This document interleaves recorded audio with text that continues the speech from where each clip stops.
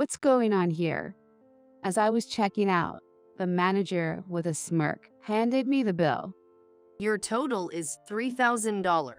If you can't afford it, don't stay here. What? With that kind of service, how can it possibly cost this much? That's the kind of service we offer. You should be grateful you got to stay at a luxury resort hotel. The manager looked down on me and said so. If you can't pay, you could leave that watch you're wearing. Or is it fake? The manager kept piling on the sarcasm as I panicked. After such terrible service, this amount is unthinkable. Moreover, it's $2,000 more than the initial quote. This is beyond common sense. I don't know what you're unhappy about, but if that's how you want to play it, I can't stay silent. I'll show you. I decided in my heart. I am Sarah, 37 years old. I work for a publishing company. Since high school, I've been interested in fashion magazines and wanted to work for a publishing company. In college, I majored in media business and after an internship, was able to join the publishing company I had always admired. I wanted to work on fashion magazines, but now I'm in charge of a travel magazine. In the travel magazine, we stay ahead of travel industry trends, recommending not only tourist attractions, food, and souvenirs, but also less-known accommodations.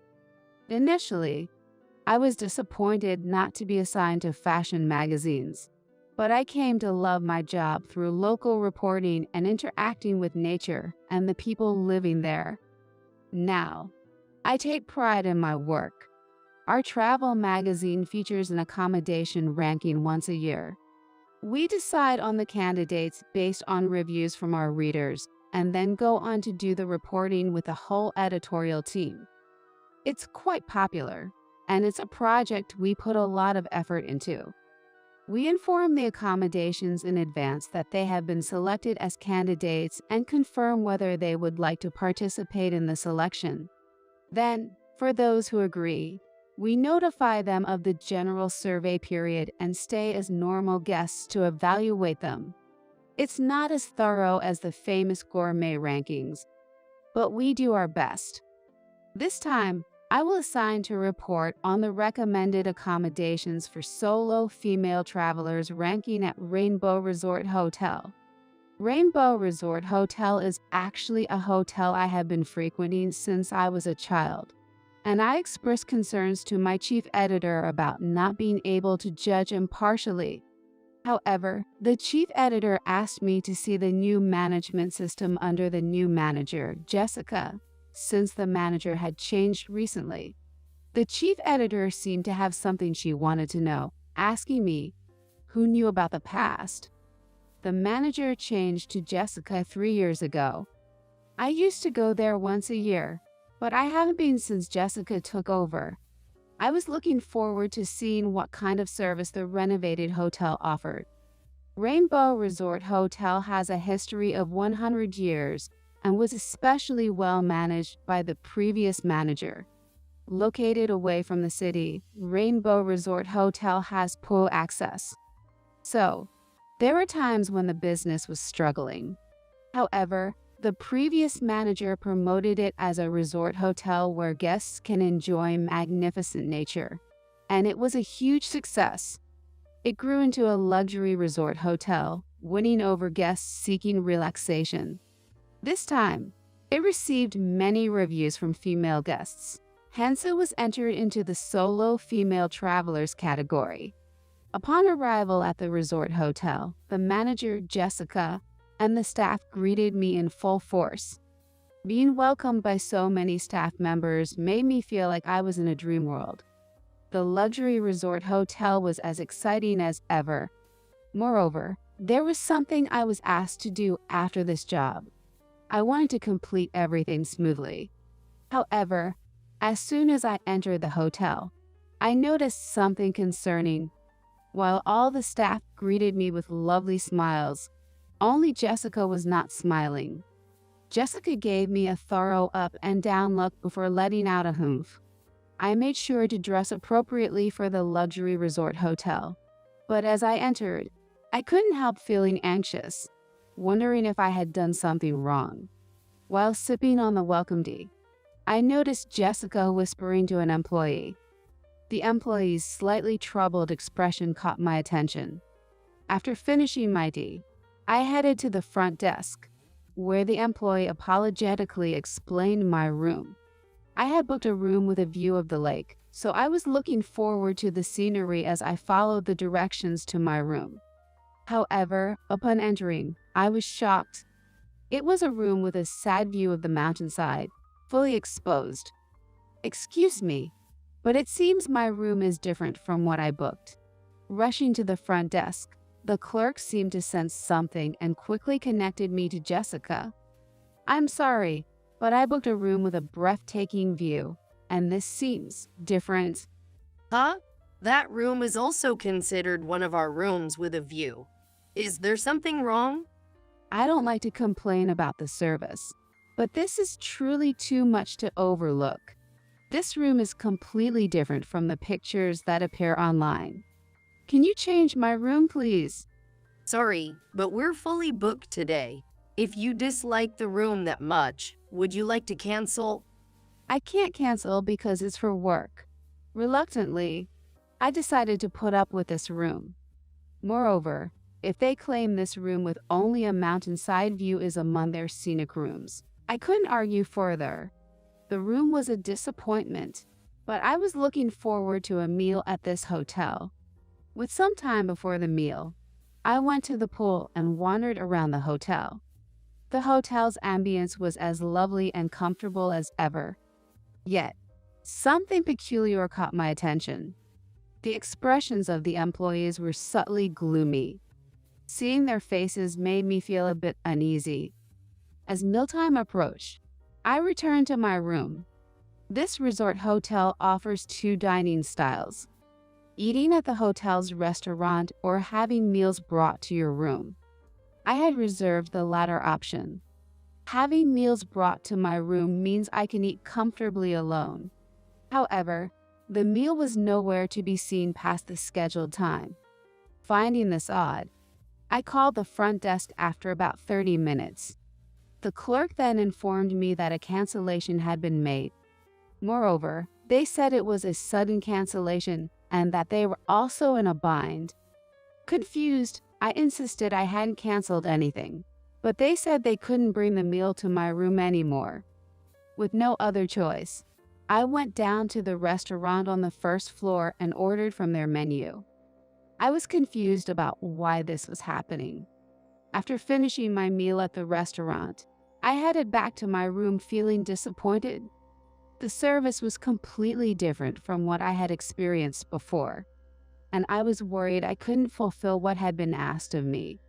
Then, I saw Jessica directing employees from afar. Wanting to discuss my situation, I quickly approached her. Jessica, do you have a moment? Jessica looked at me and let out another humph. I'm busy, so please make it quick. I could strongly feel that Jessica wanted to leave this situation as soon as possible. Well, the service I've received this time is vastly different from the plan I booked. What's going on? Different. Weren't you the one who suddenly canceled? We're in a tough spot here. That's a misunderstanding. I haven't canceled anything. I showed Jessica the reservation screen on my smartphone. Still, Jessica didn't take me seriously. By the way, your breakfast was also canceled, wasn't it? Due to a last-minute reservation for tomorrow, we've allocated your canceled spot to that. So, you'll need to arrange breakfast for yourself. Excuse me then. Jessica said this in a hurry and scampered off as if fleeing. My breakfast canceled too. What in the world is going on? I returned to my room, feeling utterly lost. Sighing, I thought to grab a beer to cheer up and open the fridge, only to find just one beer inside. I'm sure there were more when I took a picture earlier. I reviewed the photo data and indeed confirmed there were many drinks in the fridge, though I thought it best to inform the front desk.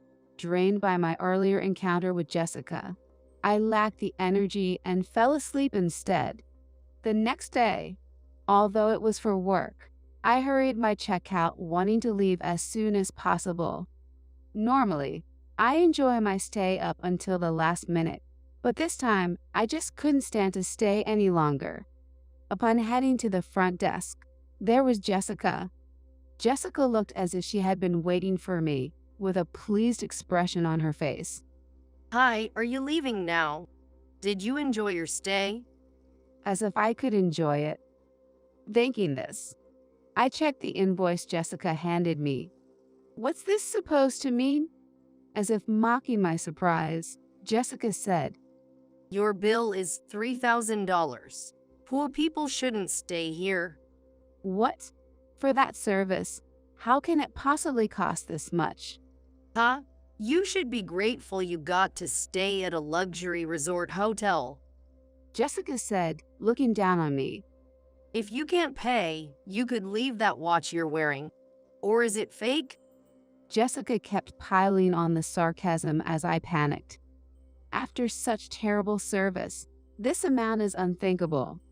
Moreover, it's $2,000 more than the initial quote.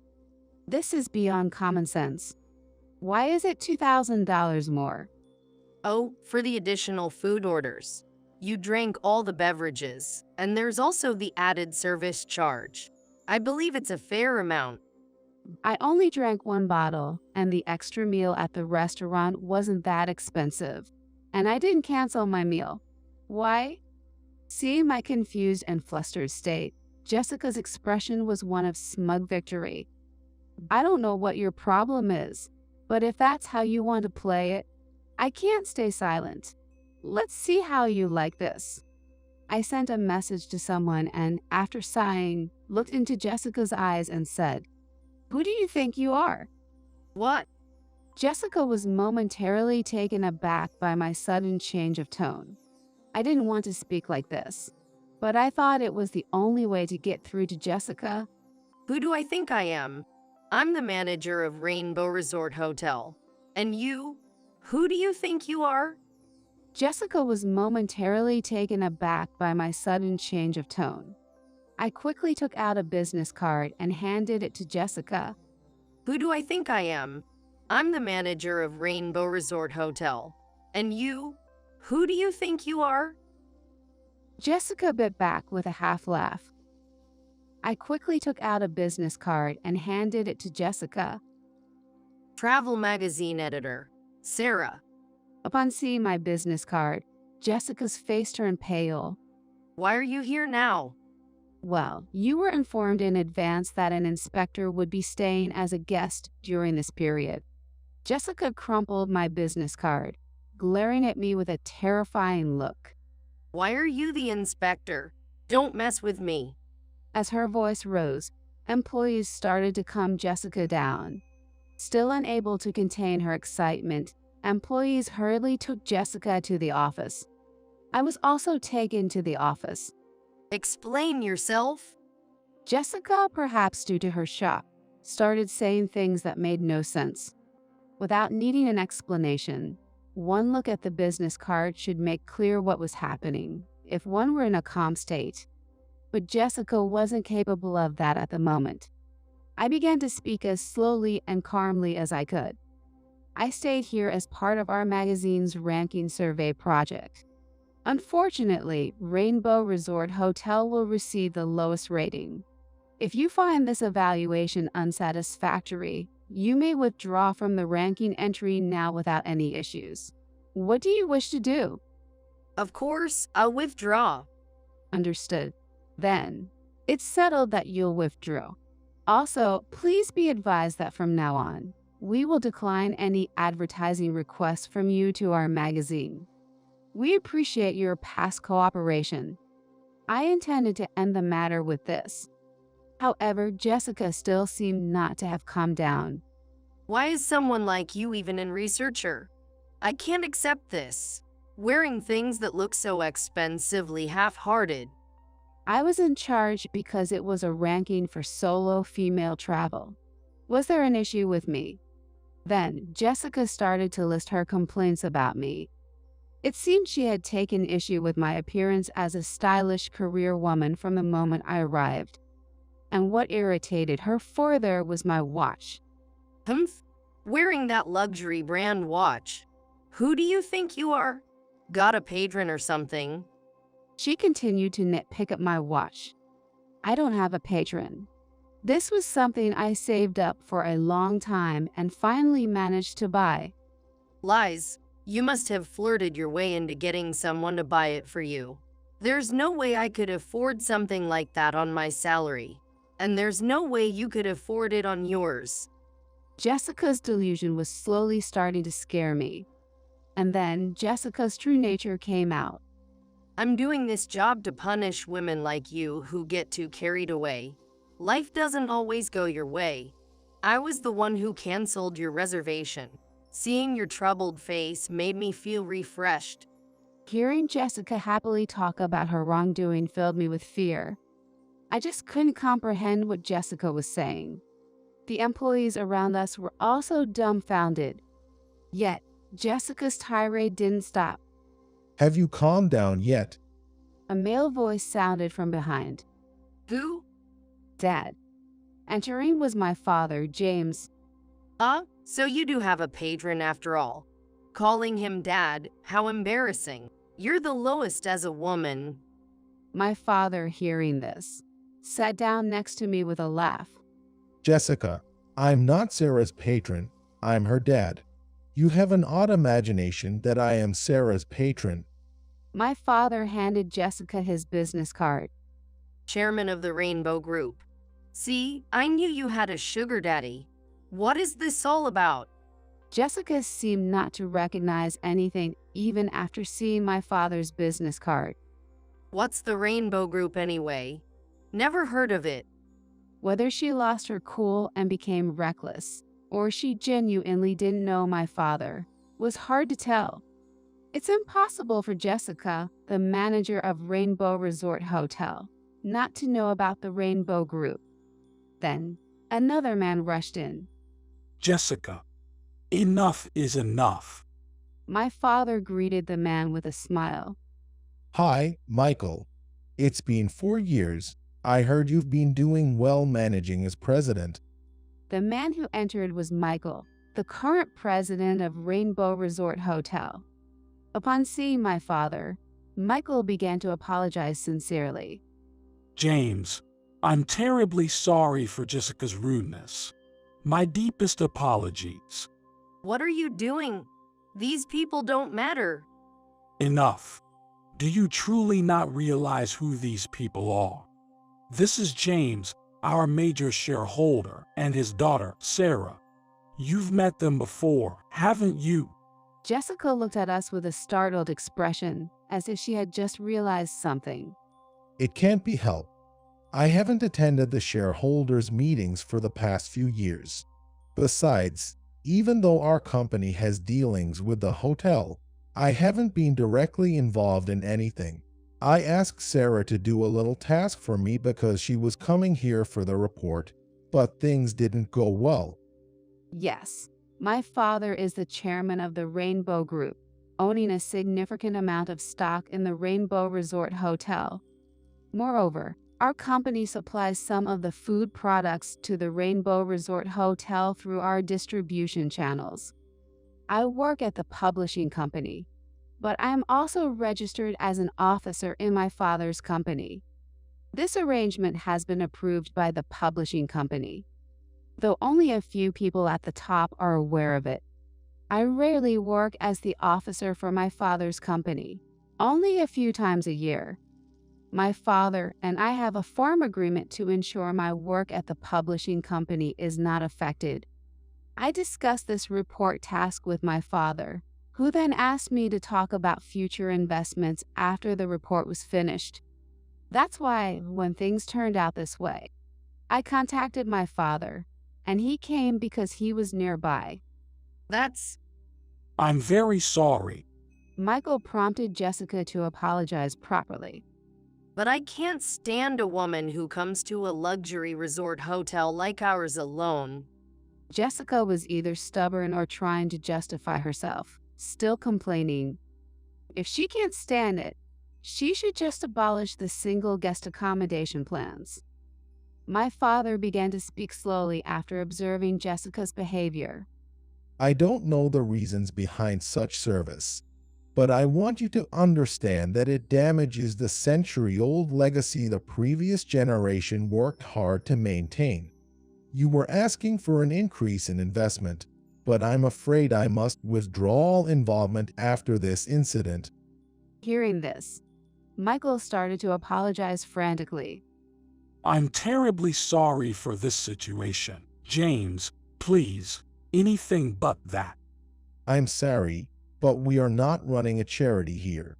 We cannot invest where there is no prospect of return.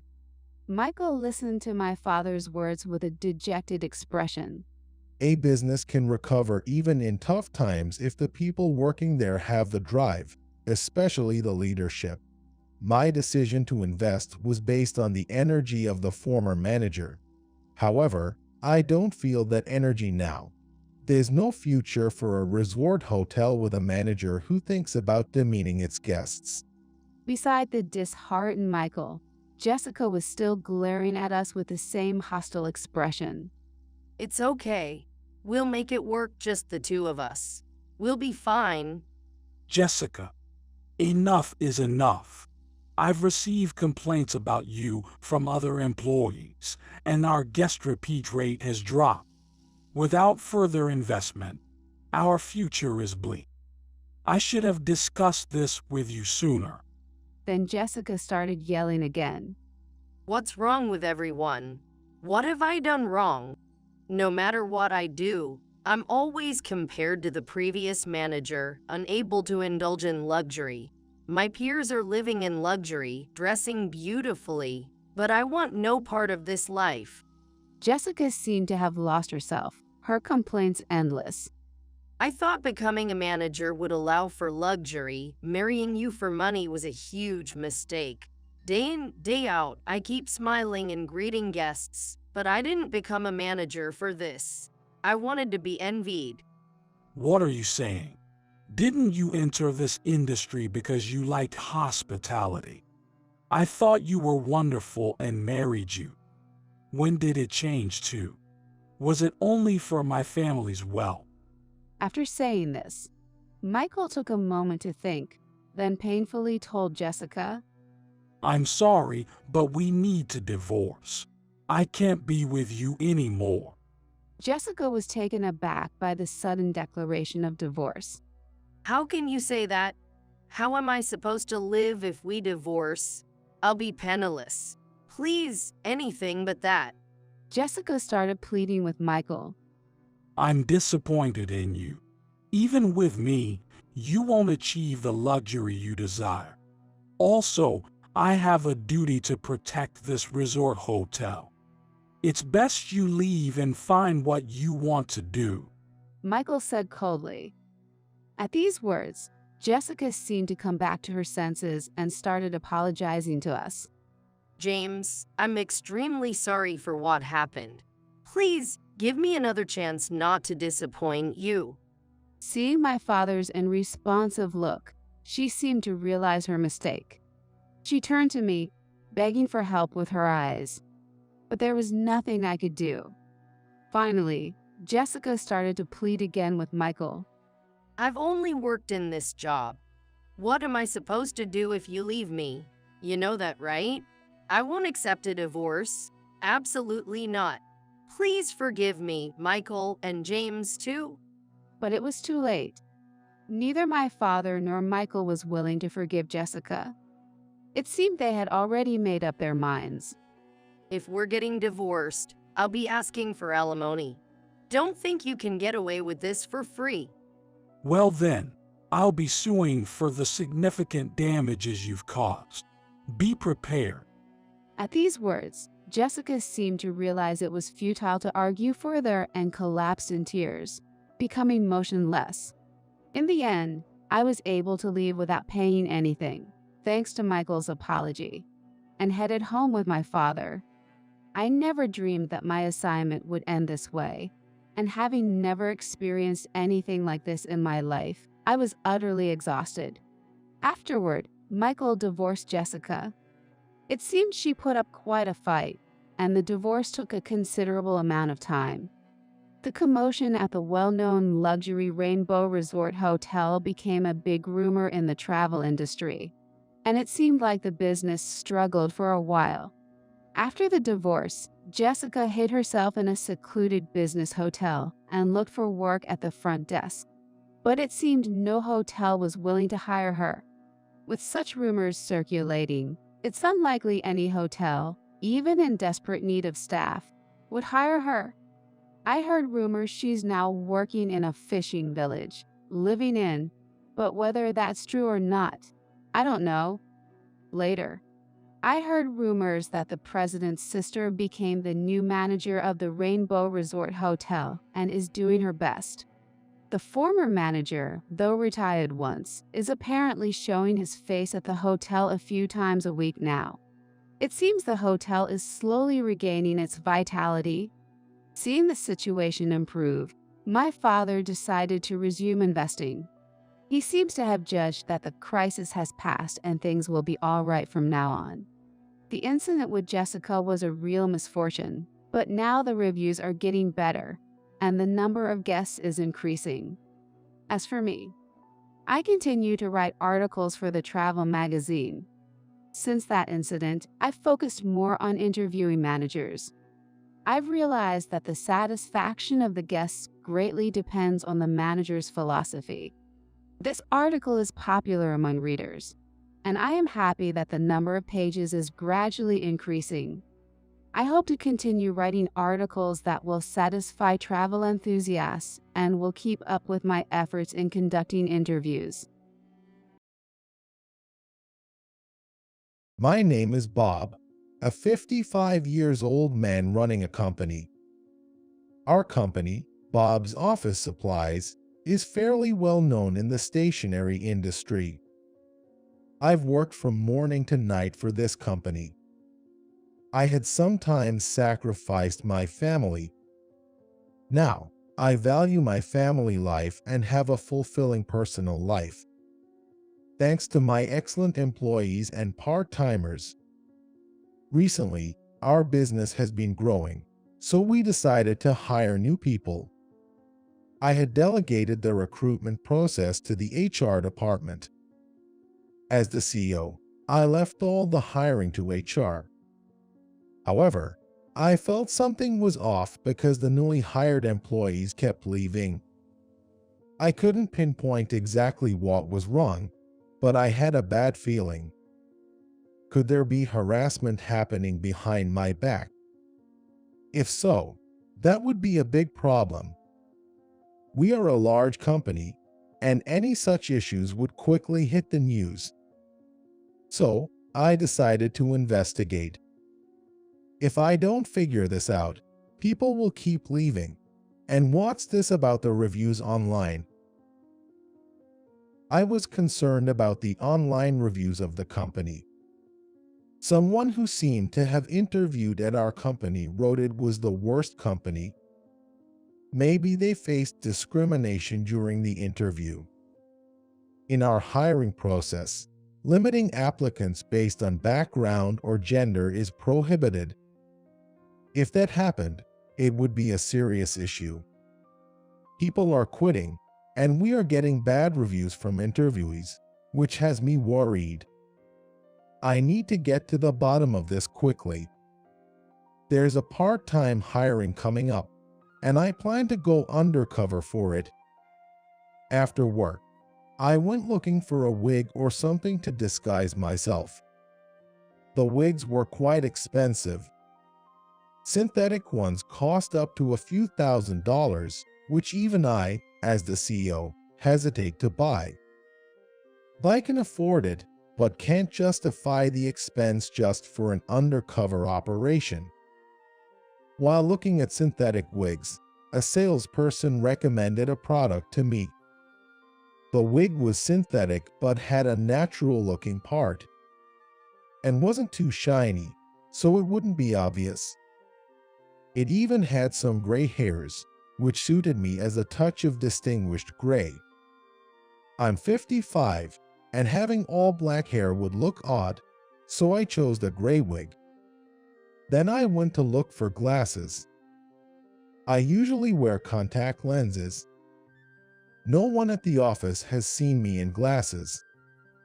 So I picked out a pair of age-appropriate silver-framed glasses at an optician's that could be ready on the spot. They had a nice, distinguished look. At home, I dug out an old suit that I got from my dad. It's quite worn out. The design is outdated, and nobody wears this style anymore. I'll take this suit to a dry cleaner. When the suit came back from the dry cleaner, I tried it on with a wig and glasses, along with the old, unfashionable gear. I look like the epitome of an unfashionable middle-aged guy. In this getup, no one will recognize me. Under the distinguished gray wig, my head is shaved, which gets a bit stuffy. I started losing my hair in my 30s and have been bald since. I wanted to be a distinguished gray-haired gentleman, but my hair was gone before that could happen. For the part-time job interview, I came up with a fake name. Let's see, what should my name be? I can't be bothered to think too much. I'll just use my brother's name. All right, I'm Lucas. Choosing a name was a hassle, so I borrowed my brother's name, Lucas. I always say ideas are important in the company, but coming up with a fancy name for undercover work is just too much trouble. I thought about names like John or James, but they didn't feel right. So, as Lucas, I was going to the part-time job interview. About 10 people will be hired this time. They are expected to be placed in sales administration, accounting, and general affairs at the headquarters. I wrote that I was applying for sales administration on my fake resume. I was honest about my education. I only graduated from high school. My family was poor, so I couldn't afford college and went into manufacturing right after high school. Then I started Bob's Office Supplies and have been working as its CEO. No one knows my educational background, and I doubt it will come out here. When I entered the company, the receptionist came to ask my business. I'm here for the interview, I said, changing my voice to avoid being recognized as the CEO. The receptionist didn't seem to recognize me. All good so far. I took my pass and hung it around my neck. Then went to the designated conference room on the 3rd floor. Chairs were lined up there, and one woman was sitting. She looked to be about 25. I wonder if it's just me and this lady for today's interview. Then HR's Mike came. Mike doesn't have the best reputation. He's a senior in HR but is known to be harsh with the younger staff. It wasn't bad enough to be considered harassment, so I couldn't really reprimand him. I once warned him, "Don't be too intimidating." I didn't do anything like that. But Mike stuck to his guns. I thought it pointless to nag if he hadn't done anything, so I haven't been able to warn him since. It would be a big problem if Mike was being arrogant during the interview, but I couldn't imagine he would do that. Then again, it might be possible.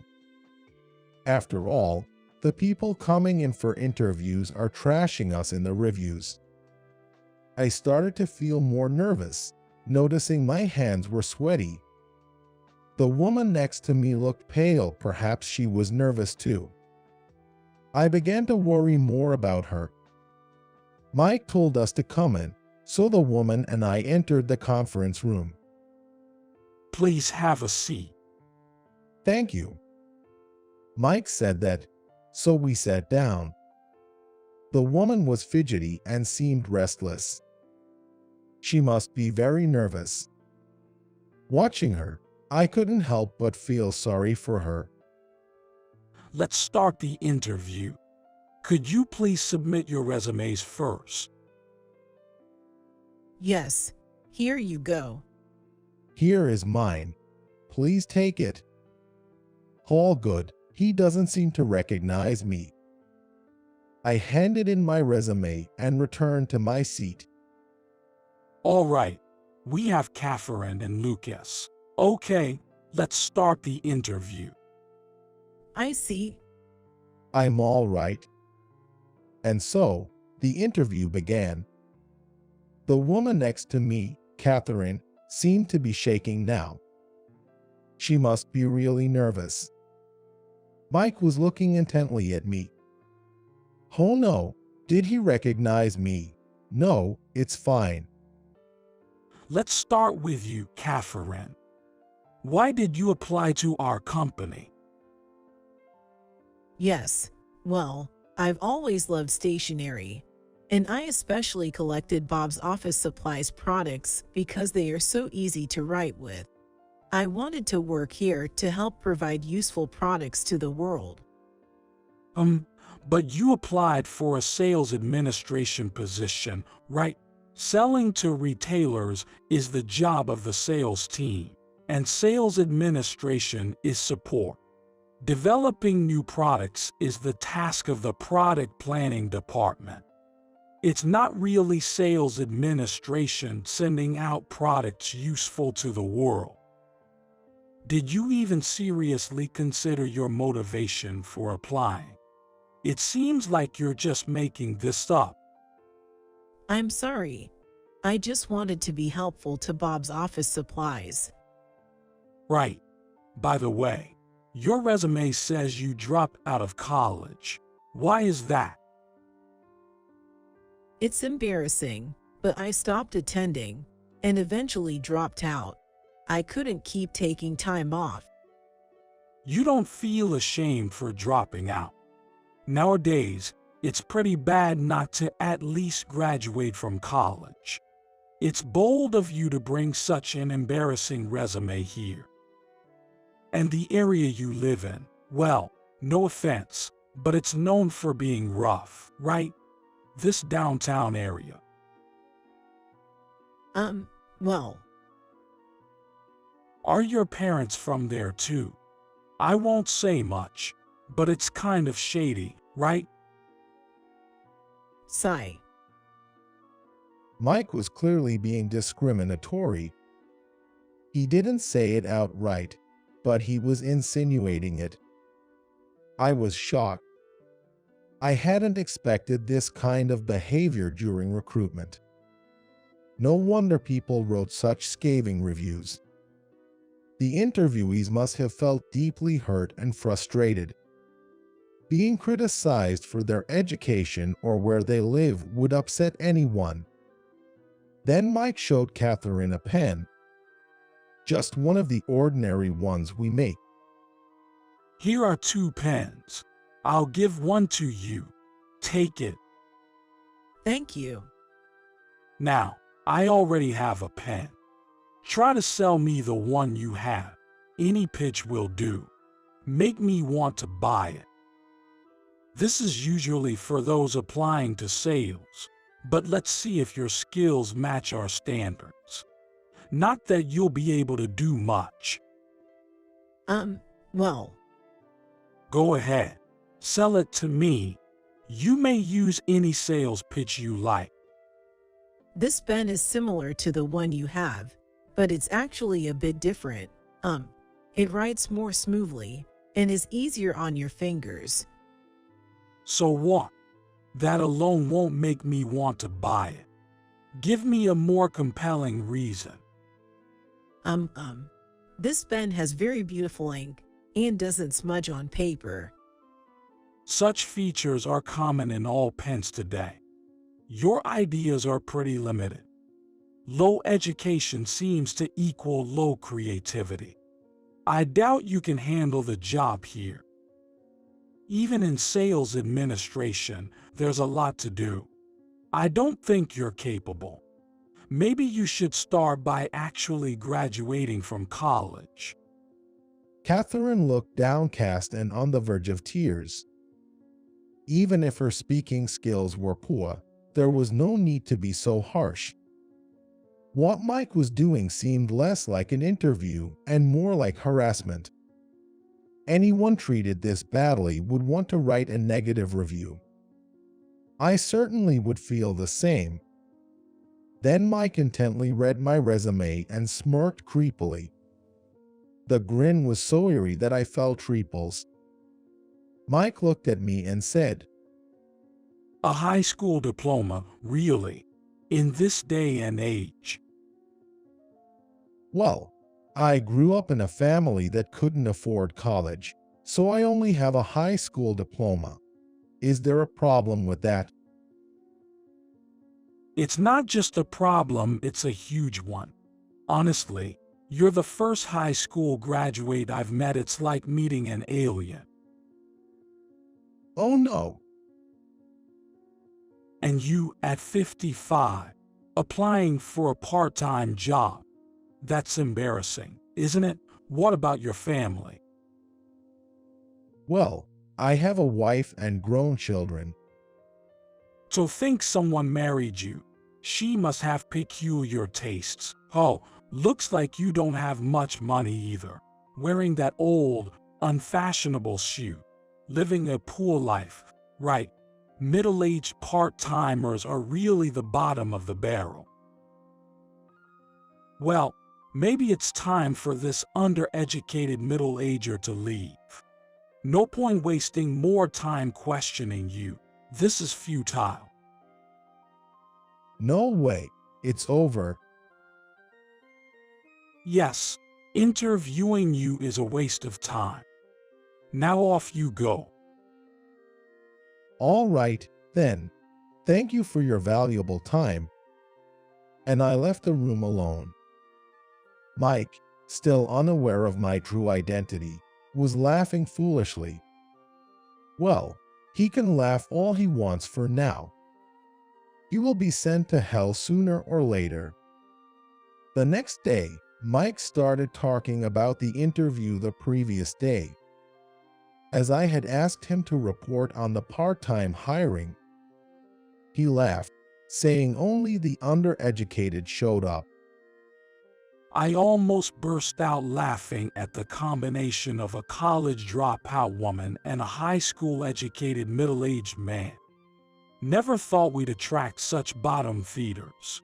The woman looked like she was about to cry, and the man, well, his shoe was so worn and tacky.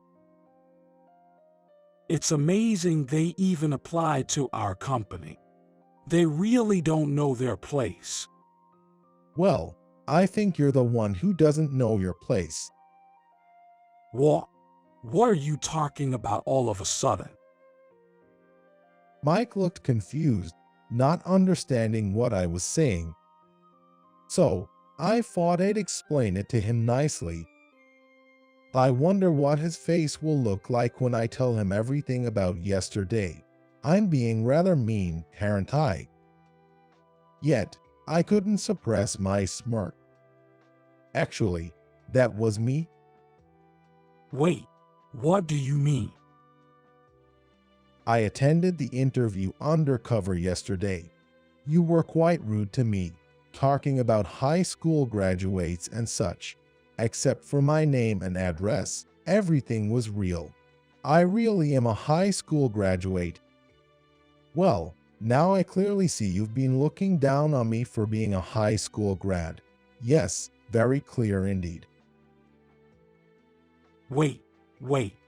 I wasn't looking down on you. Really? But didn't you say yesterday that meeting a high school grad was as rare as encountering an alien? You don't look down on me, but you did on Lucas. Is it because I'm the CEO? No, well, that is, well. Changing how you treat people based on their status is the worst. You may think it's okay to grovel in front of me, but that's not how it works. You have to be fair to everyone. You're in HR, right? Isn't it your job to care about employees, think about their benefits, and make the company a better place to work? And you're in charge of hiring, too. HR is the face of the company. Yes, exactly. You might not be the star like the sales department, but HR is what people see first. These visitors could become employees or part-timers, so you need to realize that HR represents the company. If not, it damages our corporate image. Yes, you're right. And what about your behavior towards Catherine yesterday? Do you think it's okay to say such awful things to her? Such discriminatory remarks are unacceptable. Because of what seems to be your conduct, we've been getting bad reviews online. You've tarnished our corporate image. I'm sorry, Mike, but you're being demoted. You've worked hard as the head of HR, but that ends now. No, please wait. Don't do this. He stammered in panic, probably fearing the pay cut that comes with demotion. But that's not enough. He needs a harsher punishment. I decided to transfer Mike to a branch in the countryside. What's the rush? It's not over yet. What you did requires a fitting punishment. How about you head to rural Nebraska? Nebraska, that backwater.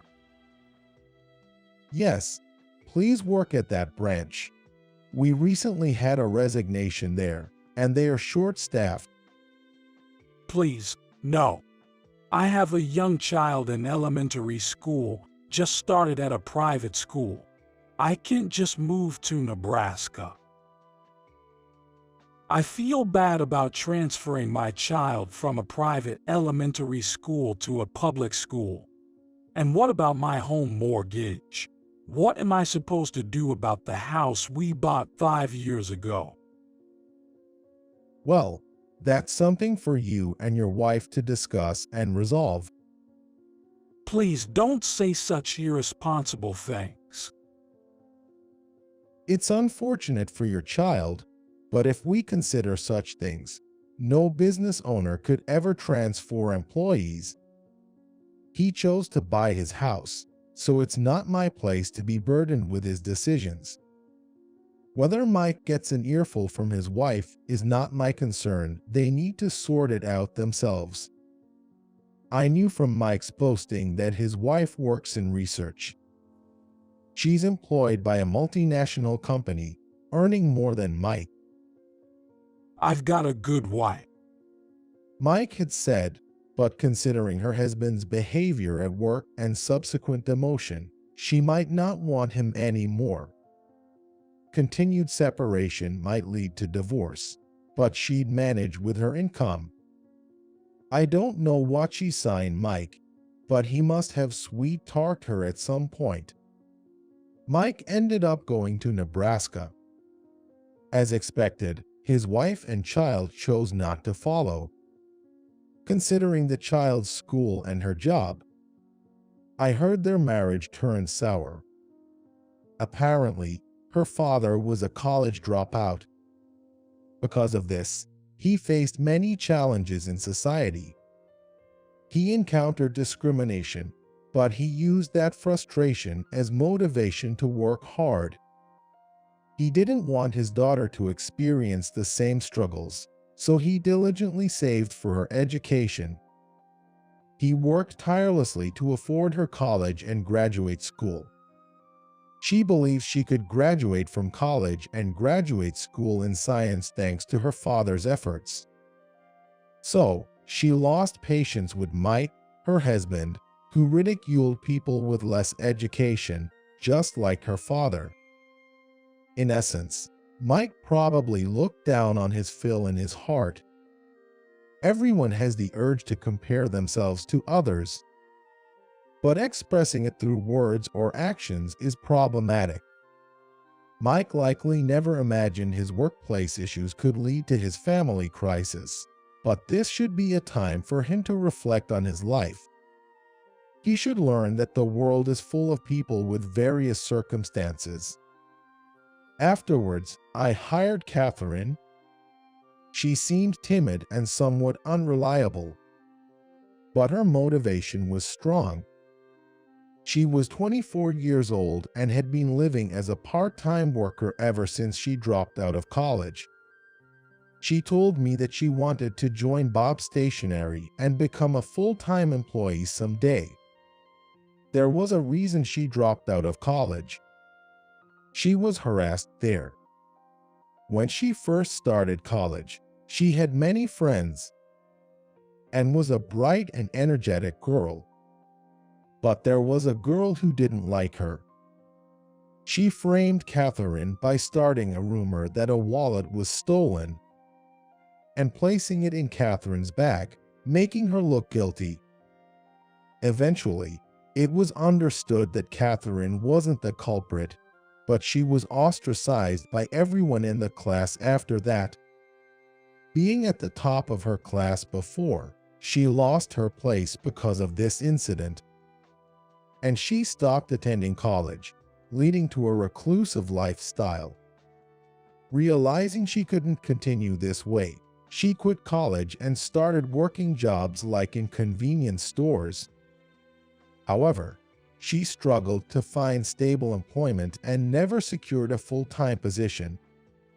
Watching her aging parents, she feared she might end up caring for them while still working part-time jobs, which terrified her. I thought maybe I could change here, at Bob's Office Supplies. There's a chance for full-time employment, and I have fond memories associated with this company. Fond memories? What happened? When I was in elementary school, I gave some candy to a boy who was transferring schools as a farewell gift.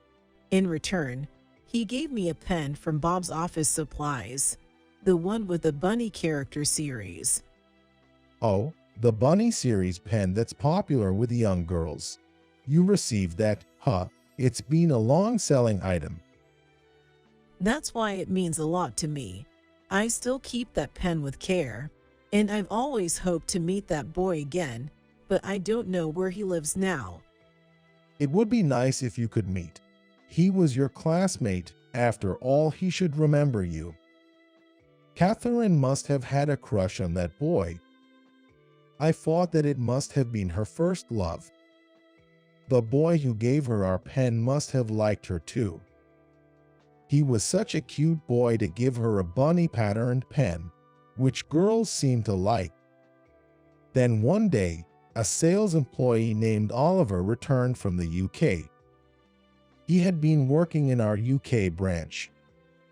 Our company is actually well known abroad, especially in the UK as Bob's Stationery. The quality of pencils in the UK isn't great, and the color is faint. Initially, I wondered if they didn't have HB pencils or the like in the UK. But every pencil I bought seemed to have faint color. Then, when I rubbed the words I wrote with a pencil to delete them with an eraser, the paper tore. Thinking this wouldn't do, I decided to spread the word about America's excellent stationery in the UK. Interestingly, foreign-made ballpoint pens often run out of ink quickly. Now, American stationery is quite popular abroad, bought by tourists as souvenirs. Because of its quality and design, with many cute and stylish options that foreigners love. Oliver, who worked a year at Bob's Stationery in the UK, brought back lots of souvenirs, including sweet chocolates and cookies. Here, these are from the UK. My suitcase was bursting. Please help yourselves. Thank you. I will enjoy these later. Of course, go ahead. Oh, is she new here? Yes, This is Catherine, who's joined us as a part-time administrative assistant. Catherine, you say. Do you know her? Of course, we were classmates in elementary school. I transferred out, though. So, you were Catherine's classmate. Oliver, I never thought we'd meet here. Me neither, Catherine. It's been so long. How have you been? Well, a lot has happened, but I'm managing. Got it. Looking forward to working together. Sure. What an unexpected and emotional reunion.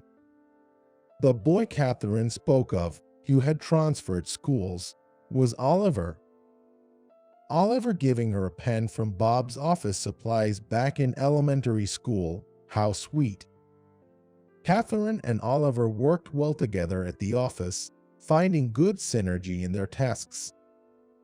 Although Catherine had never done office work before, her intelligence allowed her to quickly grasp and master the tasks she was taught. The senior employee in the administrative department was impressed by her work.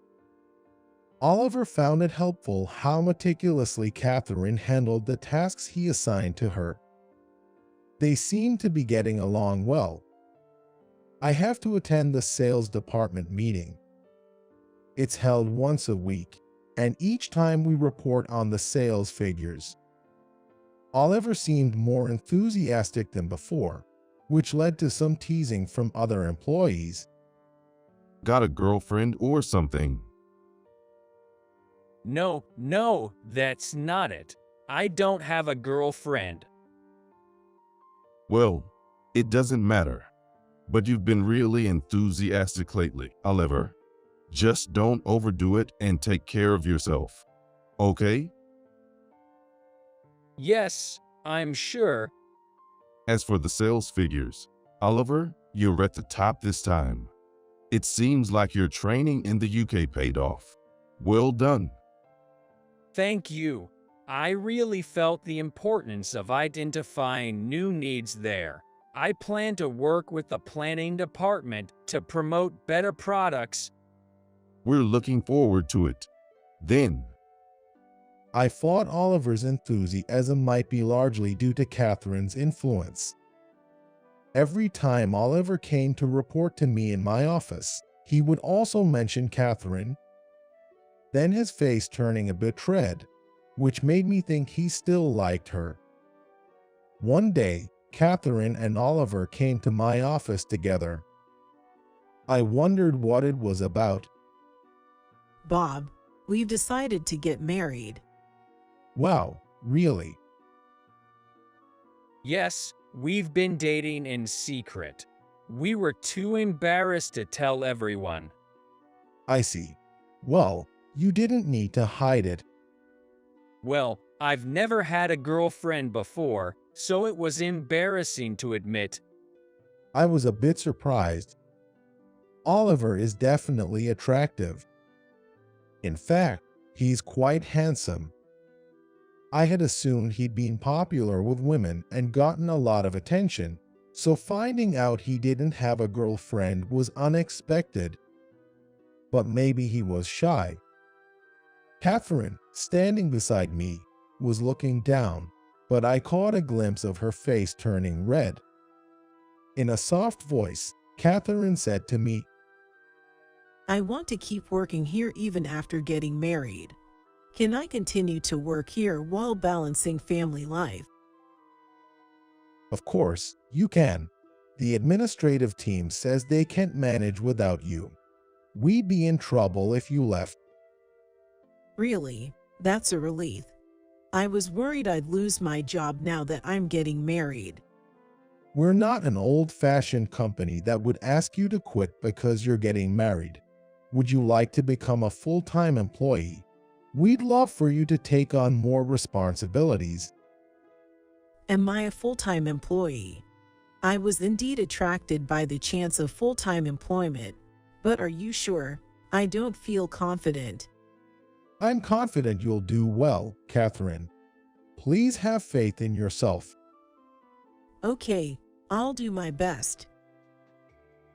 Catherine responded energetically. She's capable, and I'm sure she can balance work and family life well. Oliver is also kind, likely to help with household chores. I was invited to their wedding, which was very touching, and I found myself crying as much as their parents. Both Oliver and Catherine were smiling throughout the ceremony. At the reception, everyone from the office performed dances and played music, making it a delightful event. I'm glad I attended. Since then, Catherine has been working hard as a full-time employee. Then Catherine got pregnant, and Oliver happily informed me. Oliver asked me what kind of preparations he needed to make in becoming a dad. I shared some thoughts on preparing for his daughter's future wedding. I have a daughter, and she is already married. I felt happy yet nostalgic. Oliver ended up crying. He must have imagined the time when his not yet born daughter would be married. I regretted making him cry, but felt he would be a great father. I hope Oliver and Catherine continue to be happy. By the way, Mike, whom I demoted, ended up quitting because he couldn't handle the rural lifestyle. His wife has asked him for a divorce. I felt that the two couples were the complete opposite of each other. I refuse to acknowledge someone without education as my husband's acquaintance. This isn't a place for people with low education like you, so could you please leave? I was coldly spoken to and mocked by my friend's wife at his company's inauguration party. Even as my friend hurried to intervene, his wife didn't care and continued to hurl insults. I don't want my husband associating with uneducated people, and I really think he shouldn't continue this relationship. Her condescending demeanor reminded me of the bullying I faced during my school days. Growing up neglected by my parents and belittled by my classmates because of my disadvantaged background. I felt a resurgence of those bitter memories at her words. Understood.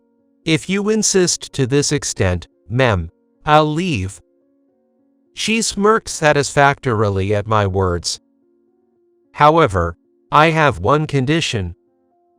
I continued, which led her to realize her mistake, and eventually caused her to lose the prestigious position she was so proud of. My name is Kenneth Carter. I grew up ignored by my parents as a child. It wouldn't be an exaggeration to say that I grew up in a very disadvantaged family environment, known as a neglected child. Perhaps because of that environment, my classmates didn't really want to get close to me. Once, on a whim, I asked a classmate why, and he replied that his parents had told him not to play with me because my family environment was bad. Those words were a huge shock to little me. It's not like I chose to be born into this environment. I used to feel envious of everyone around me. And because their parents said things like that, my classmates gradually began to see me as less than them and started harassing me. Because of this, there was a time when I hated going to school, but I never dropped out. All this was thanks to my classmate, David Hartman. He was the only one who didn't mind being with me and was friendly to me, which made me happy. David came from a wealthy family, but it seemed his parents were rarely home due to their busy jobs, so there was no opposition to our friendship. I failed the private school entrance exam and ended up here. David not only played with me, but also often helped me with my studies, knowing I struggled with them. However, during one of those moments, he let slip it unexpectedly. It was when I let slip my envy towards David, who was already quite accomplished in our grade. When I was surprised by his unexpected story, he gave a wry smile. He had been disappointed about failing the exam, but his parents hadn't scolded him too much, though he had wanted to meet their expectations and had apparently cried about it. Now, he was working hard studying for the private middle school entrance exams to meet his parents' expectations.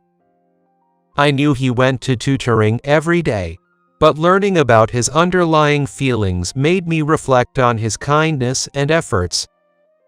I couldn't just be envious, I had to work harder too.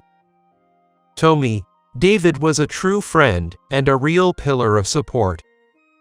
However, despite his efforts, David failed the middle school entrance exam. I don't know what his parents said to him, but he ended up going to study abroad in Australia, and we were separated right after elementary school graduation. We promised to meet again, and then we parted ways. Since then, after entering middle school, I desperately begged the local friendly store owner to let me help out at his store. It was really lonely being apart from David, but knowing he was working hard far away, I felt I had to do something too. So, I diligently saved up my allowance, and because I didn't want to stay at home anymore, I didn't go to college after graduating from high school and left my parents to work in a live-in job.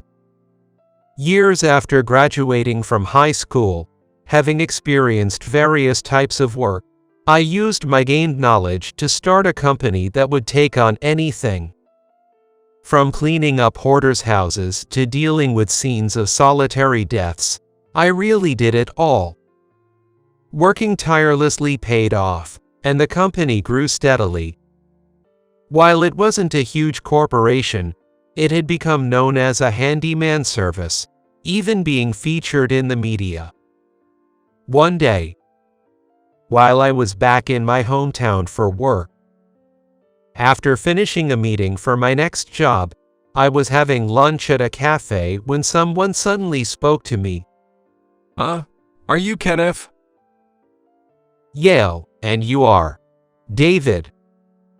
Looking up, there stood David, all grown up.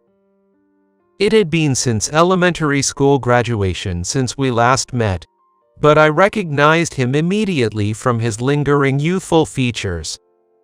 Wow. How many years has it been? Have you been well? It's been about 14 years since you went to study in Australia. I've been good, and you look great too. Yeah, that's right. Man, I went abroad for studies. What are you doing now, Kenneth? Me. I started my own company. So, what have you been up to, David? Our reunion excited both of us. It seemed David had time since he came to have lunch too, and he sat down opposite me. Then we caught up on each other's current situations. David recently got married and is working at his parents' company. Moreover, he's been involved in activities for impoverished children.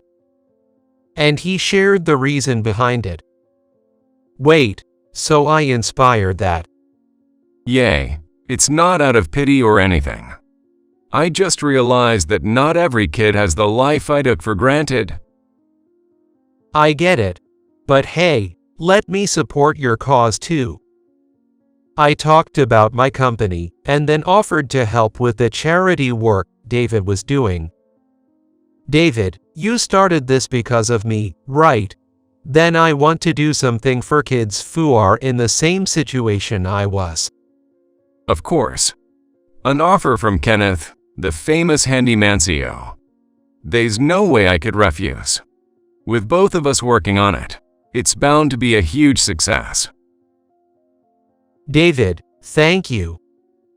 Over the next year, David and I put our plans into action. It served as a corporate social responsibility effort, creating and providing places where children who couldn't afford school or tutoring could learn and be taught.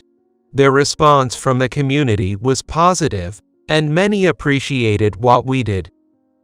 From there, we expanded the initiative nationwide, creating similar spaces everywhere. I wanted to reduce the number of kids who had backgrounds like mine, so it was natural to take action. Then, a year after we started our project, David told me he was going to take over his parents' company and had been appointed CEO. Finally. We finally made it. David, congrats, but you know it's going to be even tougher from here, right? Yay. Being a CEO comes with a lot of responsibility. That's right. It's not easy being a CEO. I'll keep that in mind. But hey, there's going to be a party soon. A party? Oh, you mean a CEO inauguration party? Yeah, I'm planning to invite you. So make sure you're free, okay? Got it. All right, it's a promise. And I'll introduce you to my wife then. Understood. I'll make sure to behave. A few weeks later, I was invited to the inauguration party at David's company. There were several people I knew at the venue. I didn't see David right away, so I chatted with some acquaintances for a while until someone suddenly called out from behind me. Kenneth, you're here.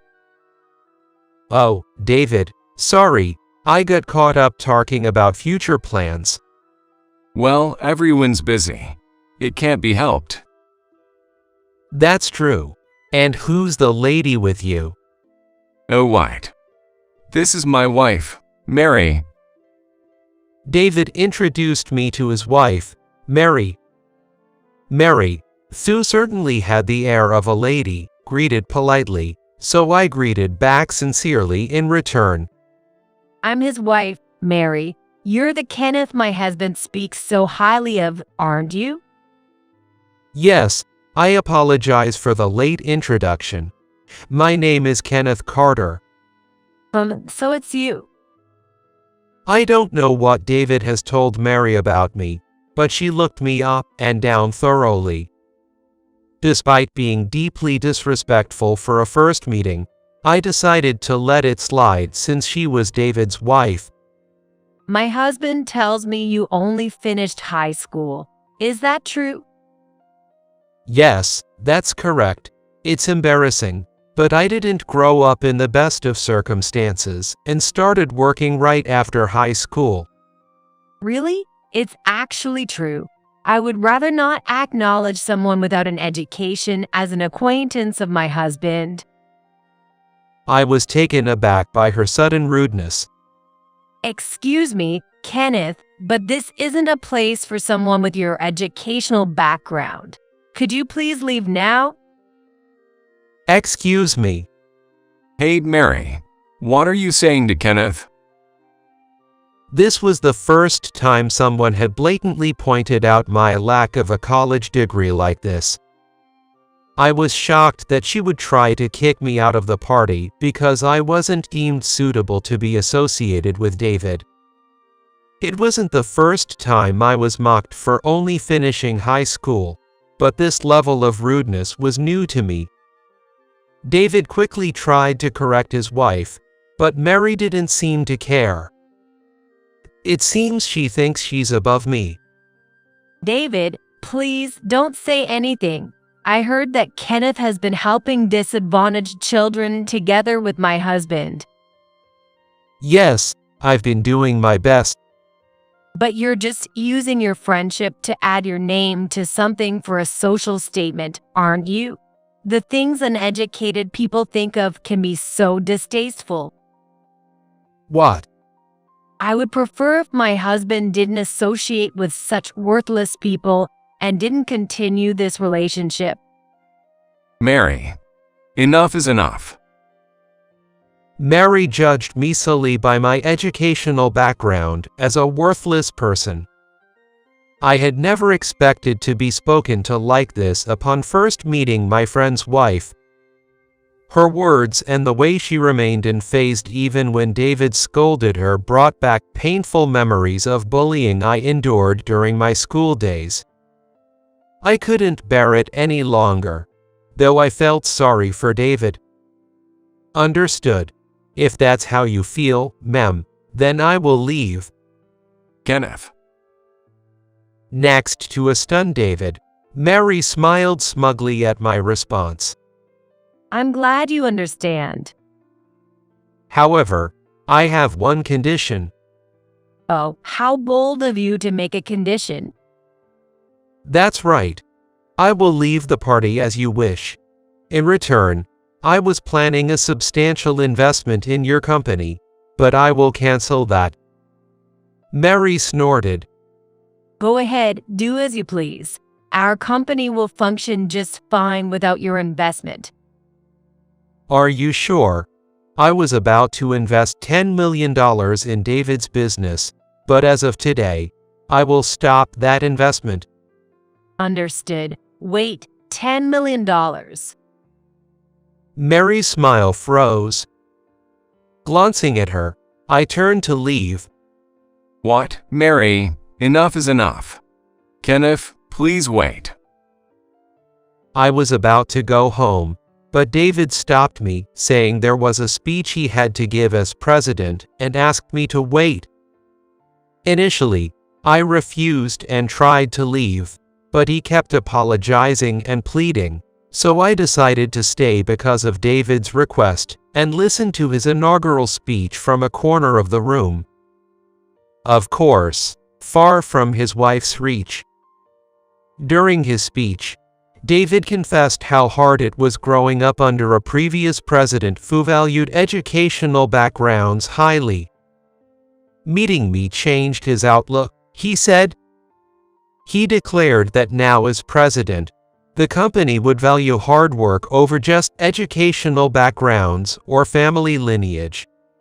Despite the hardships, I am who I am today because of my best friend, Kenneth Carter. He is my best friend and a commendable person who started his own business. I was introduced as a friend who didn't let my tough upbringing defeat me and had made something respectable of myself. It was unexpected, and I felt both embarrassed and pleased at the same time. I have always prided myself on my efforts. I started and succeeded in my own business. But I must not forget that it was with the help of others. Using the network I had gained, I not only invested in David's initiatives, but also gathered other company owners to sponsor his efforts. I intend to have Kenneth as a partner in our future community contribution projects. I was also surprised by David's announcement. Being recognized as a partner was truly an honor. After the speech, David brought Mary over to me again. Kenneth. Hey, David, that was an excellent speech. Thanks. Anyway. He then looked sternly at Mary next to him. Mary, those words in my speech represent my beliefs. So, apologize to Kenneth for looking down on him because of his educational background. What? No, that's... David urged his wife to apologize to me. Mary, please apologize. David repeated, and Mary, looking annoyed, glanced between David and me. What? I haven't said anything wrong. Your friend is just a rare exception. I absolutely refuse to apologize. Mary awkwardly maintained that she was right and refused to apologize. David sighed heavily at her stubbornness.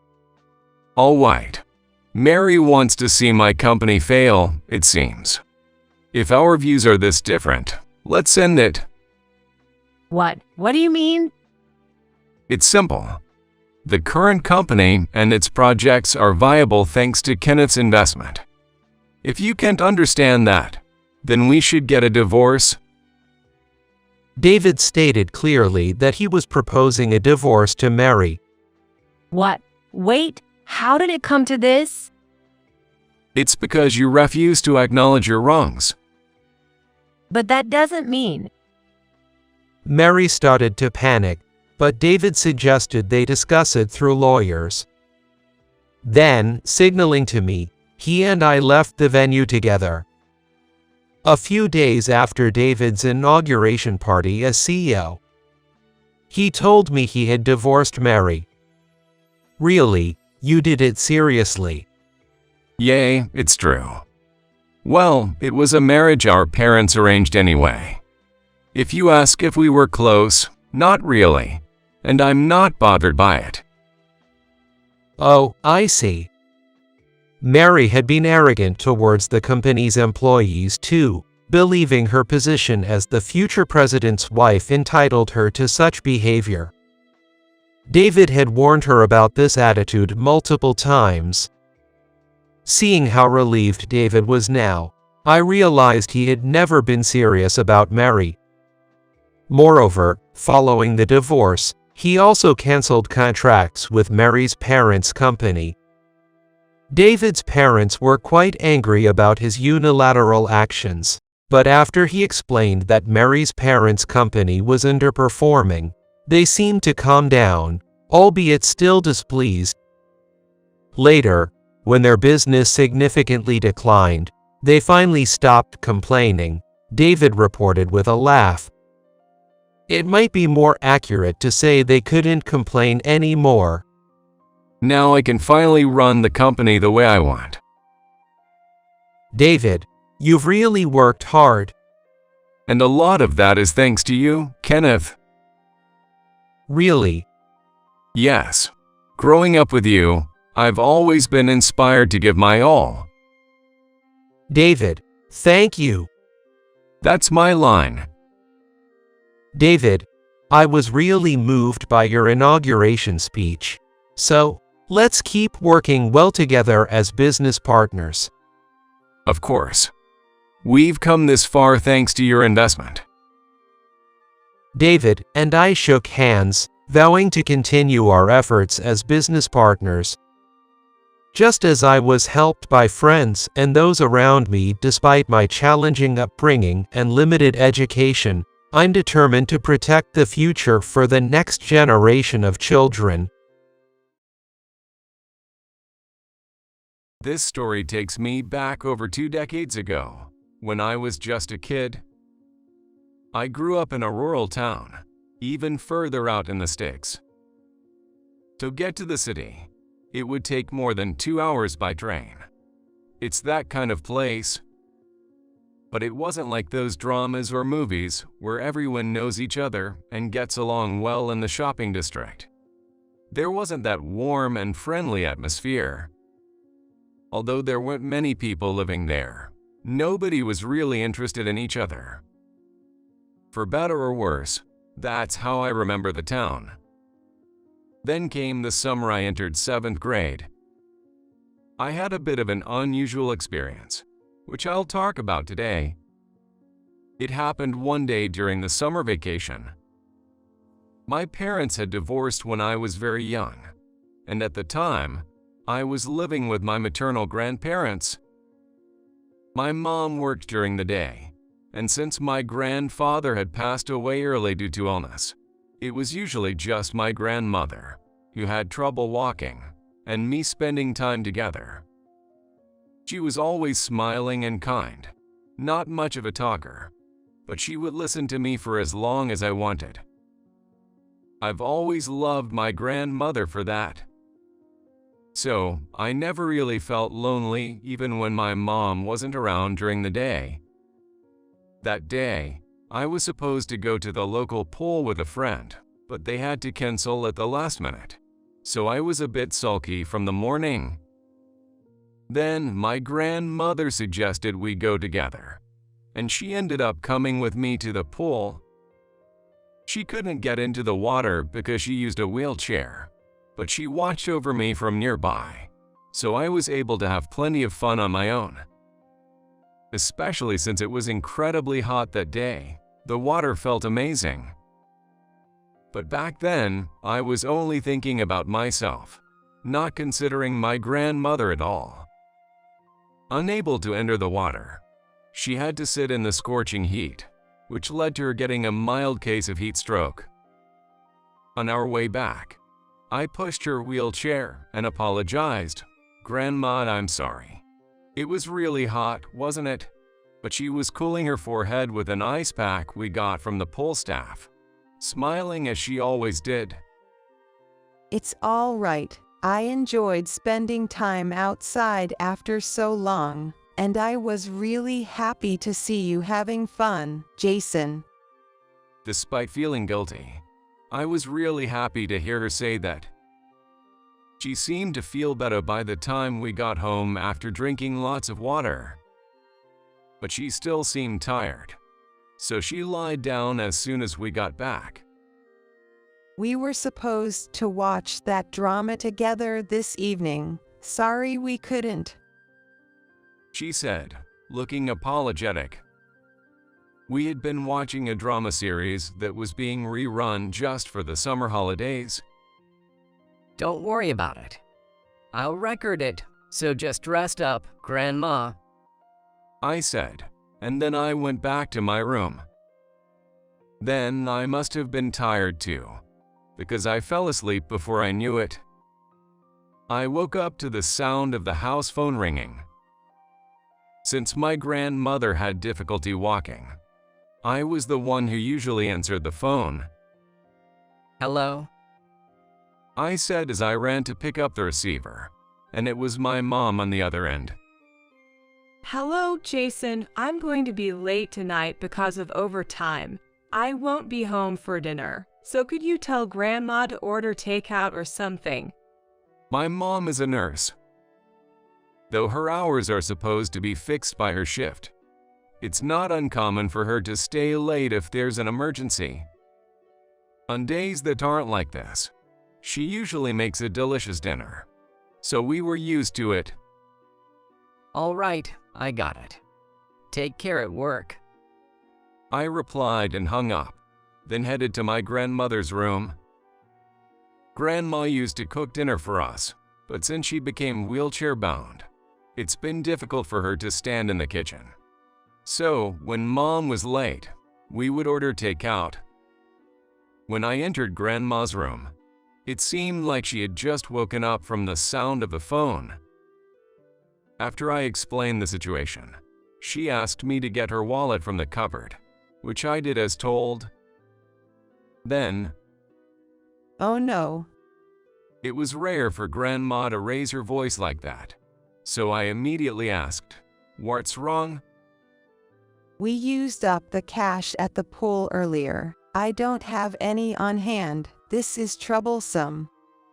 Really? That's a problem. I was in a bind. I spent all the money in my wallet buying cooling patches and drinks for Grandma earlier, so now it's completely empty. She said she'd be late, but she's definitely coming back today. I was hungry, but I thought maybe we'd just have to wait for Mom to come home. Just then, I'll go withdraw some money. Grandma said that as she tried to stand up. But she was unsteady even getting to her wheelchair, and I could tell she hadn't fully recovered yet. Wait, Grandma, it's dangerous. You should keep resting. I'll go. Or so I said. But as a kid who had just started middle school, I had never used a bank before. I had no idea what to do, but I couldn't bear the thought of letting her go in her condition. Jason, can you do it? Sure enough, Grandma was worried. But I reassured her, of course. I'm in middle school now, right? Just tell me what to do. Somehow convinced, Grandma then told me what I needed to do at the bank. It was essentially about how to use the ATM. She said it should be fine as long as I carefully followed the instructions on the screen. So, with the bank book and a note with the pin in hand, I set off. I had seen Mom use ATMs a few times before, but I always thought of it as something far removed from me, a child. Though it wasn't my account, taking this step felt like moving closer to adulthood, and I remember feeling a bit proud. The nearest bank was about a 5-minute walk away. Grandma had said that the ATM was immediately to the right after entering the door, but when I got to the specified place, my heart sank because the ATM had an out-of-order sign on it. It looked like there was only one machine, and the sign also read, "We apologize for the inconvenience.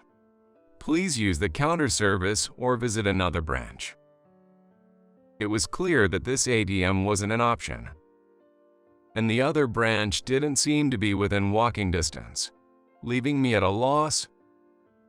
But I didn't want to go back without accomplishing the task Grandma had entrusted to me. Determined not to give up, I decided to go to the counter. Although Grandma had only told me about using the ATM, I figured the bank staff could tell me what to do at the counter. Stepping into a bank alone for the first time was a new experience for me. Naturally, there were no other kids my age around, making me feel out of place and quite nervous.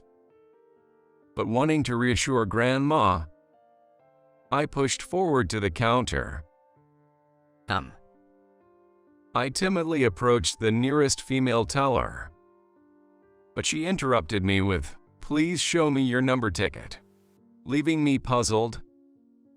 Getting a number ticket is common at banks and government offices for adults, but I had no idea about that at the time.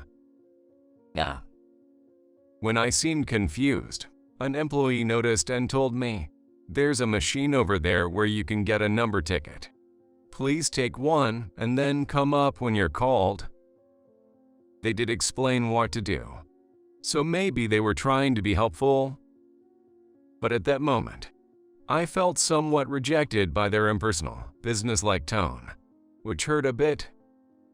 Holding on to that anxiety, I did as instructed and took a number ticket, and I waited with my head down until my number was called. I thought if I looked up, I'd become too conscious of people's stares. Finally, when my number was called, I walked up to the counter. Then a different male employee was sitting there this time, and our eyes met briefly before he quickly looked away. This? I tried to hand over my number ticket with a bit of forced cheerfulness. The employee looked surprised and said, "Really? Just you?" I felt a bit offended at this point. Sure, I was still a kid, but I was already in 7th grade. I shouldn't be treated like a little kid. Though I admit, I am on the short side. It felt like the employees were underestimating me because I was a child. Despite being scared until just a moment ago, I started feeling a bit defiant and said, "Yes, I'm here to withdraw some money." I thought clearly stating my purpose would get me recognized as a customer. But the male employee laughed and said, "If you're just fooling around, please leave. We don't have time to waste on broke kids," and shooed me away with his hand. I'm not kidding. I have my bank book and card right here. I tried to argue, but the employee wouldn't listen. He probably thought it was unusual for a child to come to the counter, and that the amount I wanted to withdraw wasn't significant. Sure, I was only withdrawing $20 for dinner, not a large sum. But to dismiss me as poor and refuse me service just because I was a child was incredibly unfair. Is there a rule that kids can't do this? I retorted, but the indifferent employee had already started calling the next number, and the next customer looked at me with suspicion. I guess this place isn't meant for kids after all. I couldn't help but feel that way as I trudged home. When I got back, my grandmother asked with concern, You took quite a while. Are you okay? I had intended to just mention the ATM being out of order without showing any concern.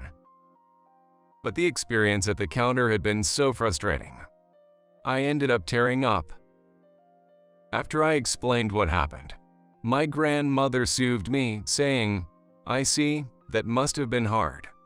I'm sorry you had to go through that. In the end, we decided to make sandwiches together and wait for my mom to come home. When I told my mom the same story, she got angry on my behalf, saying, That's terrible treatment just because you're a kid. Despite being tired from overtime, she cooked delicious fried chicken and stir-fried vegetables. The incident at the bank counter was shocking, but the support from my kind grandmother and mom helped lessen the sting. I figured I wouldn't be going back to the bank anytime soon, and that things would be different when I'm an adult. I decided to keep it as an unpleasant memory, tucked away deep inside. But sooner than I had tucked it away, I faced the issue again. A few days later, my grandmother invited me for a walk in the neighborhood. Then she said, Would you mind if we stop by the bank over there? I froze for a moment. I wouldn't feel the same way with my grandmother by my side. But since the wound hadn't fully healed, I hesitated. Understanding my reluctance, she asked, You're still upset about what happened, aren't you? Would you rather not go? But I thought it would be uncool to dwell on the negativity. So I said, No, it's fine, and agreed to go to the bank with her. Right upon entering the bank, I was in for a shocking experience. Welcome. Right in front of the door, 2 employees said that and bowed. Of course, I hadn't received such treatment the last time I was here. I remember being surprised at how differently I was treated just because I was with an adult. But it seemed there was more to it than that. As they raised their heads from the bow, I inadvertently exclaimed, You were the ones from last time. Yes, they were the same female and male employees who had served me previously. Having just had such an unpleasant experience, I wasn't exactly keen on seeing their faces again. But before I could dwell on it, they apologized. We were very rude last time, and we apologize. Why? I was happy to receive the apology, but it felt as if they knew I was coming, which was surprising. Wondering what was happening, I looked at my grandmother's face. She was just smiling warmly as always. Still not understanding what was going on, my grandmother and I were led into an inner room. Then they served me orange juice and my grandmother coffee. What surprised me there was that they somehow knew my grandmother's preference for 1 milk, 2 sugars right from the start. I knew this because she often said, I know it's bad for me, but I love sweet things. But how did these employees know? As I pondered this, my grandmother began to speak. Actually, after that, your mom and I discussed it and decided to open an account for you, Jason. Saying that, she handed me a brand new bank book, different from the one she had kept for me before. Heck, really? My very own bank book for the first time. It really made me feel grown up, and I was incredibly happy. Then my grandmother continued. Now, my grandson is officially a customer. Can I trust that such treatment will not happen again? The employees were taken aback by her words. Yes, we're very sorry. Listening to this, I had thought, My grandmother must have called the bank to complain about how they treated her grandson. But that was only half right and half wrong. The true answer became clear after hearing what the employees had to say next. After hearing from the former chairman, we realized our mistake. We thought if a child came in, they would just be playing around and it would be a waste of our time, but we were wrong. We should have at least asked about the situation, and such language was inexcusable. We're deeply ashamed. Sorry. The regret they felt for their previous service was evident, and although the shock I experienced at that time won't disappear, this helped me feel like I could finally digest it. But honestly, what intrigued me more was the mention of former chairman. I immediately voiced my curiosity, asking, "What do you mean by chairman?" to my grandmother.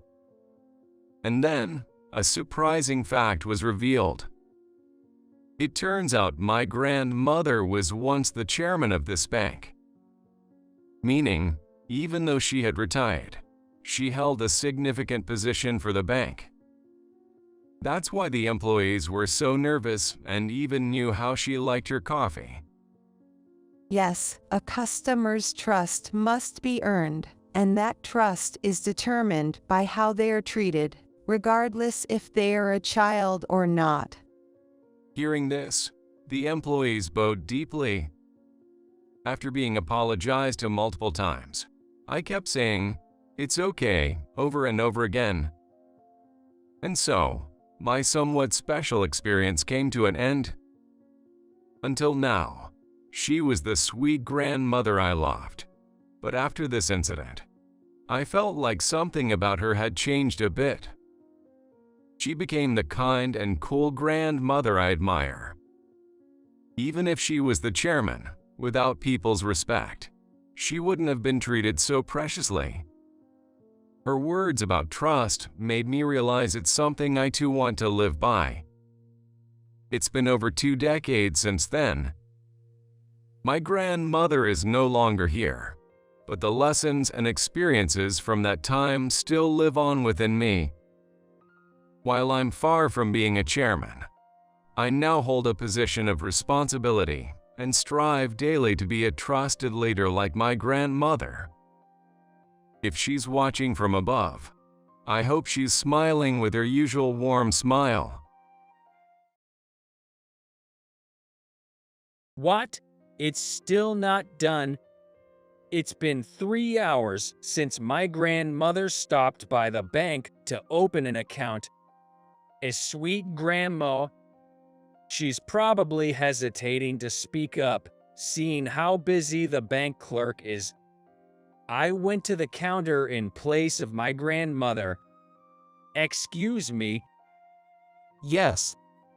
The bank clerk turned around with a smile, but his demeanor changed completely upon seeing me and my grandmother. Oh, it's you guys. Persistent, aren't you? We put the pool last. They snickered, mocking us. I sighed deeply, appalled. If that's the attitude of the bank staff, then so be it. Fine. I'll withdraw my balance of $29 million and close my account. What? He ended up in a world of hurt just because he underestimated us. My name is Ryan O'Connor. Good morning, Ryan. Morning, Grandma. I've moved for work, so now I'm staying at my grandparents' place. They're so kind and supportive of everything I do, which I truly appreciate. While brushing my teeth, I noticed some documents on the table. I reached for one of the documents. It was related to banking. What's this about, Grandma? Oh, that. I was thinking of opening a new account. I see, I said as I picked up a few other documents, but they all seemed sketchy or were for places far away. Concerned, I recommended a bank to my grandmother. How about the bank I've been using? It's safe, and they're always polite. I think it'll be fine. I looked up the bank's site on my smartphone and showed it to my grandmother. If it's a place Ryan goes to, then I feel safe. I'll go there today. Are you sure you don't want me to come with you, Grandma? I'm worried about you going alone. No, it's fine. I don't want to trouble you. She said, gathering her things and heading to the bank I recommended. Despite what my grandmother said, there was something that worried me. It was something about my grandmother that concerned me. The story goes back a few years. It was when I was out at work. Hello, it's me. Oh, Ryan, what's up? Yo, it's me, Ryan. I accidentally bumped into an elderly person on the street and hurt him. Now they're asking me to cover the medical expenses. How much do you need? It seems to be about $10,000. On her way to the bank, as instructed by someone claiming to be me, my grandmother apparently ran into my grandfather. And then, my grandfather, puzzled, reached out to me. Hey, Grandpa, what? That wasn't me. Yeah, say hi to Grandma for me. Thanks to my grandfather, we avoided falling victim to a scam, but I was really on edge at the time. That day, like any other, my grandma, bless her heart, was what you might call a good soul, a bit naive, and quick to trust folks, which had me pretty worried, I gotta say. I wonder if Grandma's really okay. Worried, I still headed off to work. Amidst my concerns, my grandmother had gone to the bank counter. Welcome. My name is James. How can I help you today? Well, I'd like to open a new account and deposit $100. My grandmother apparently spoke to a bank clerk named James, who looked at her quizzically. Excuse me. Despite her attempts, she was ignored. Yes. Oh, it's you again. He just looked at her and snickered. Well, want to open a bank account. We put the pool last. Grandma was brushed aside, treated dismissively by James with a go that way, off you go attitude. She tried to speak to James, the first clerk she approached, several times, but she was continually brushed off, and it seemed like the wealthier customers were always served first.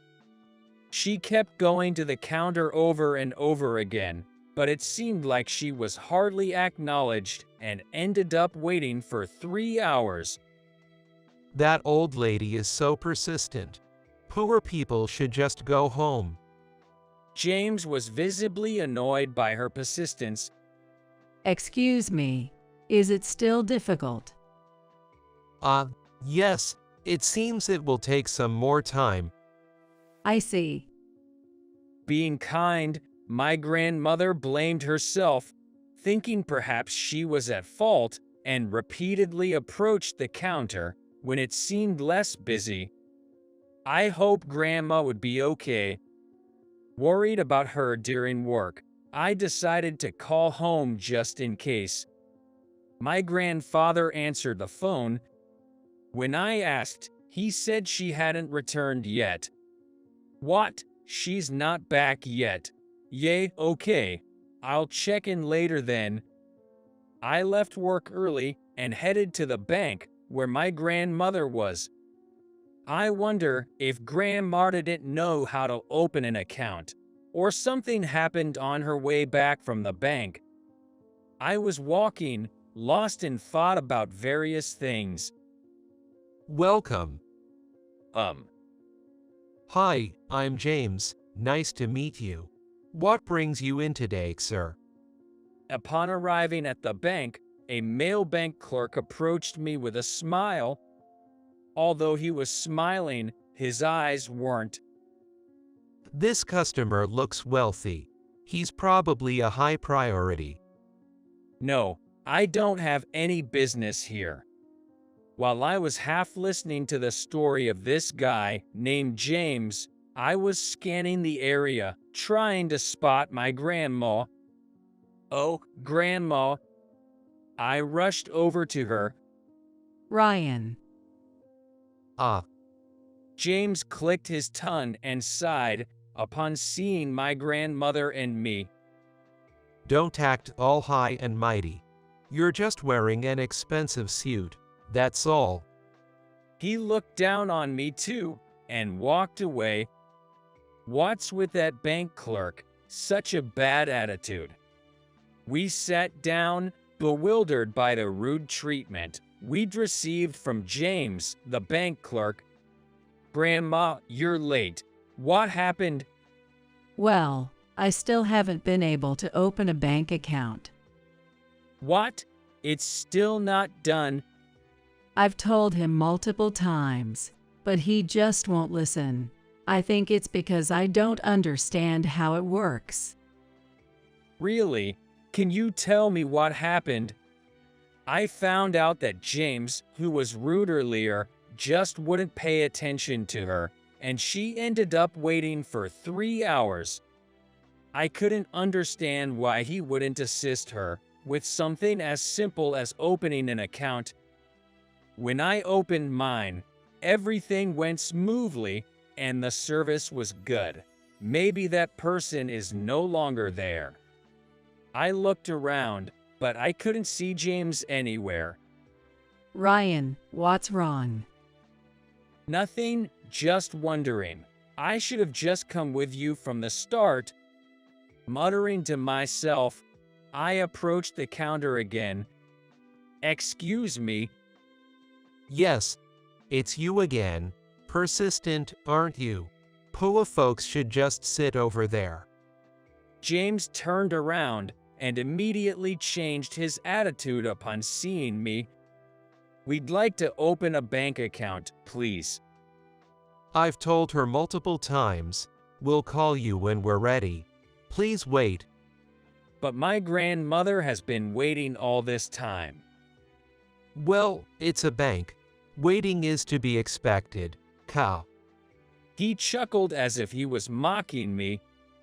No matter how many times I tried, he just wouldn't listen, and I was left feeling frustrated with the bank clerk. It seems talking to you is useless. That's my line. We don't have time to attend to you exclusively. Hearing his words, I sighed deeply. I see. Then, I'll withdraw my balance of $29 million and close my account. What? So, I said I want to withdraw my balance of $29 million and close my account. If you say you don't have time, then I won't take up any more of it. I don't want to inconvenience you. James looked at me, his eyes darting around. That's just bluffing. Shaking, he pointed at me, laughing. If you think I'm bluffing, feel free to check the account. As I handed over my bank book, he started to verify the account. The bank clerk looked at me with a mixture of astonishment and disbelief. It's just a bluff, just some poor guy trying to look important. After checking my account, he began to scream. No way, this can't be. Absolutely not. Startled by his shout, the people around were like, "What's going on?" Like a newborn deer, he trembled and made his way back to the counter. Sorry for keeping you wait. He placed the bank book down, still shaking. So, was it just my bluff? I leaned in to look at James's face, which was turned downwards. No. Sweat was dripping from his forehead, his voice cracking. Hearing the commotion, the branch manager, William, appeared from the back. What's going on here? Oh, hi, Ryan. Good afternoon. How are you? Good, thank you, William. Did James cause you any trouble? William approached me in a flustered manner. I explained to William how James made my grandmother wait for 3 hours and how his attitude changed depending on whether he thought someone was wealthy. James looked pale, his head down and hands clenched tightly. Upon hearing the story, the branch manager, William, glared at the bank clerk. What's the meaning of this? I don't recall instructing you to treat our customers in such a manner. That was, well, not me. Excuses are unnecessary. Step back. I'll be taking care of him. James, who had been so assertive earlier, shrank down and grumbled as he trudged away. I apologize for the unsightly behavior you had to witness. No, William, it's not your fault.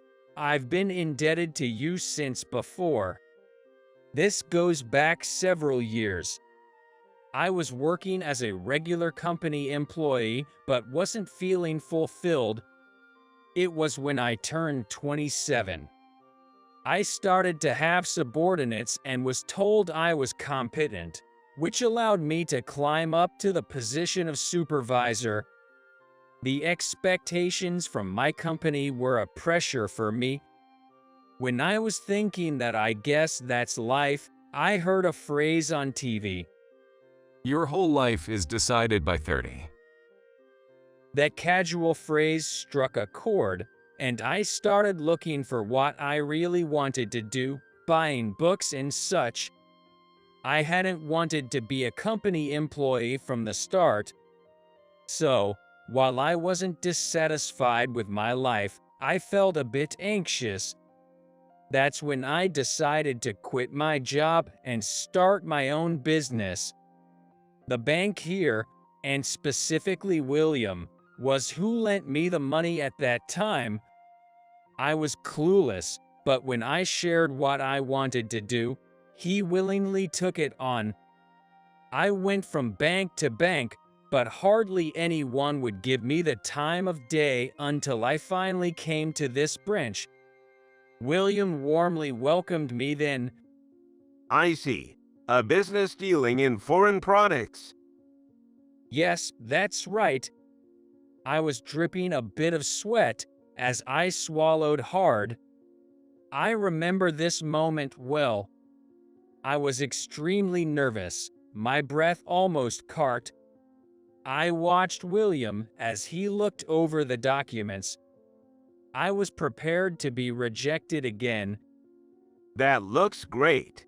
International business. Really? It's inspiring to see someone chase their dreams. Makes me want to support them. William's kind words are unforgettable. Knowing someone like him was at this branch made me trust it could support me. Thanks to this bank and William, I was able to start my international business and grow it to where it is today. Back to the present. It's been about 3 years, hasn't it? Yay, that's true. If you hadn't helped me out that day, I don't think I would have been able to achieve such success. My company imports products from several foreign companies and has grown in employees. And to say, without meaning any disrespect, I'm earning far more than James could imagine. Maybe it was all thanks to that phrase I heard on TV that day. I'll be heading home for today.